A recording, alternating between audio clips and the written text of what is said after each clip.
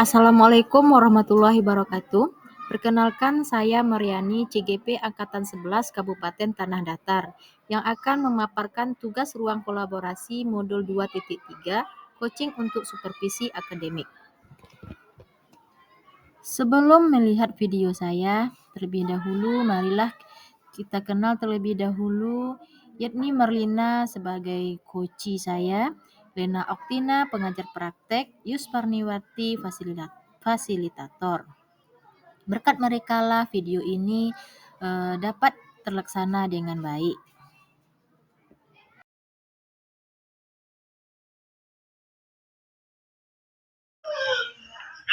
Selamat malam, Bu Yet. Bagaimana kabarnya, Bu Yet? Selamat malam, Bu Yani. Alhamdulillah kabarnya sehat. Saya harap Bu Yani juga sehat ya. Alhamdulillah, saya juga sehat, Bu Yet. Baiklah, kita langsung saja pada kegiatan coaching kita ya, Bu Yet. Oke, Bu Yani.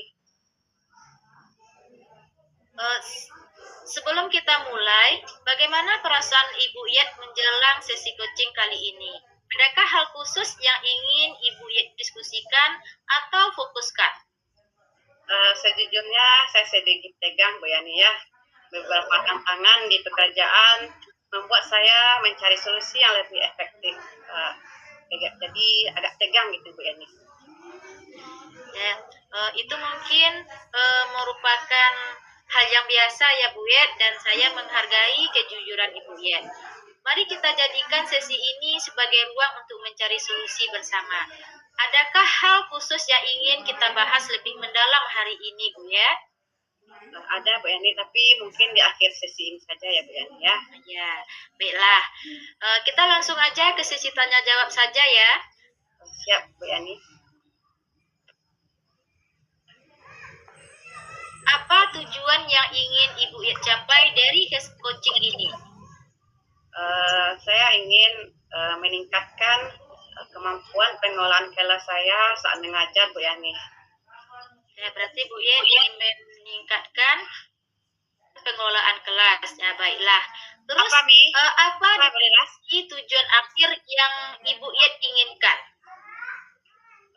Saya ingin kelas saya saat belajar itu terasa lebih tenang dan kondusif untuk melaksanakan proses pembelajaran, sehingga tujuan pembelajaran saya tercapai dan murid saya menguasai ilmu yang saya berikan. Ya, bagus sekali tujuan Bu Yet. Terus, apa ukuran keberhasilan yang Ibu Yet inginkan dari sesi coaching ini? Yang saya inginkan murid saya saat belajar itu memperhatikan instruksi yang saya berikan, bukan malah meribut saat belajar, sehingga pembelajaran yang saya berikan bisa berjalan dengan lancar dan kondusif. Begitu, Bu Yani. Ya. Baiklah Bu Yet. Sekarang mari kita masuk ke tahap identifikasi. Apa yang membuat Ibu merasa pengelolaan kelas itu dalam mengajar masih kurang? Saya merasa saat mengajar, kenapa sebagian murid saya itu selalu meribut dan tidak mendengarkan instruksi yang saya berikan, sehingga kelas menjadi tidak kondusif untuk belajar. Teman-temannya yang lain jadi terganggu juga karena situasi. Bu Fitri yang rekam ya, Bu Fitri. Oh ya, berarti Bu Fitri yang rekam ya.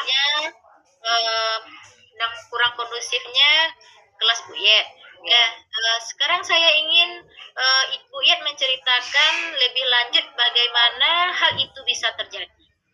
Begini Bu Yani, saat belajar itu murid saya ada yang mengobrol, ada yang berjalan-jalan dan bermain-main saja. Saat saya menerangkan pembelajaran, tentu hal ini membuat suasana kelas saya tidak kondusif untuk belajar. Mereka mengganggu proses pembelajaran yang saya laksanakan dan yang sudah saya rancang, sehingga tujuan pembelajaran tidaklah tercapai secara optimal. Begitu Bu Yani. Ya, baiklah, saya paham Bu Yet.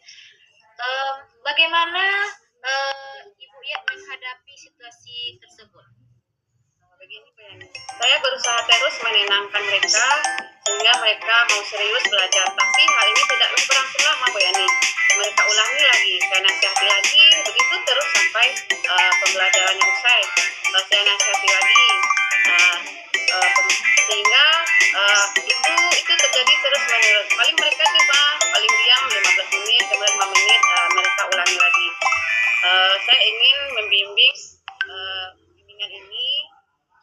Saya mengajukan pertanyaan yang membuat saya merenung, membuka ruang bagi saya untuk menyusun pemahaman yang lebih mendalam mengenai tantangan yang saya hadapi, yang saya rasakan di saat pembelajaran di kelas saya, Bu Yani. Ya, bagus sekali Bu Yet. Kita akan bersama-sama mencari solusi untuk mengatasi hambatan yang Ibu Yet lalui ini. Apakah ada hal yang lain yang ingin Ibu tambahkan? Saya ingin bisa mengelola saya jadi lebih baik untuk proses belajar mengajar. Dan saya yakin dengan bimbingan ini saya bisa mencapainya, Bu Yani. Ya, insya Allah mungkin bisa tercapai ya Bu Yet. Sekarang mari kita merancang rencana aksi. Apakah rencana Ibu Yet dalam mencapai tujuan pengelolaan kelas yang kondusif yang Ibu Yet inginkan? Saya berencana untuk pengelolaan kelas saya supaya lebih kondusif lagi. Saya akan menggunakan berbagai metode dan media pembelajaran yang menarik, sehingga murid saya bisa fokus pada pembelajaran yang saya berikan. Saya juga akan minta masukan dari rekan sejawat dan kepala sekolah di sekolah saya. Gitu, Bu Yani. Ya, bagus Bu ya. Karena kita harus menjalin kolaborasi dengan kepala sekolah. Selanjutnya, adakah prioritas yang Ibu Yet miliki dalam rencana aksi Ibu Yet kali ini? Prioritasnya adalah mempersiapkan strategi dan media yang menarik dalam proses belajar mengajar di kelas saya.